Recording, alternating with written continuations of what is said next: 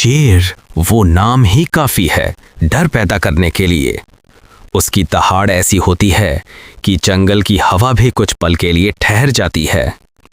सूरज ढलते ही जब उसके परछाई घास पर पड़ती है, ऐसा लगता है जैसे मौत खुद शिकार की तलाश में घूम रही हो।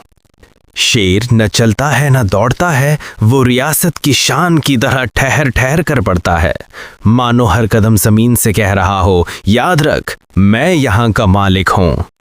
उसकी आंखें अंगारों की तरह चमकती हैं, शांत मगर घातक।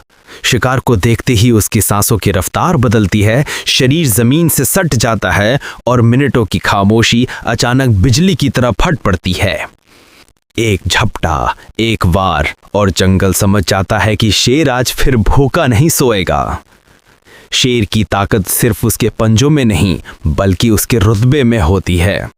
जब झुंड में चलता है तो बाकी जानवर सिर्फ रास्ता नहीं छोड़ते, अपने डर को भी उसके कदमों के नीचे दफना देते हैं।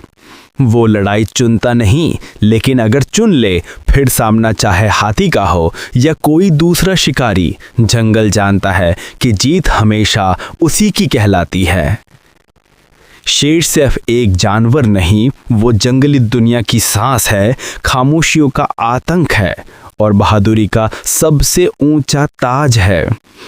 उसकी दहाड़ में सिर्फ आवाज नहीं, राज छिपा होता है।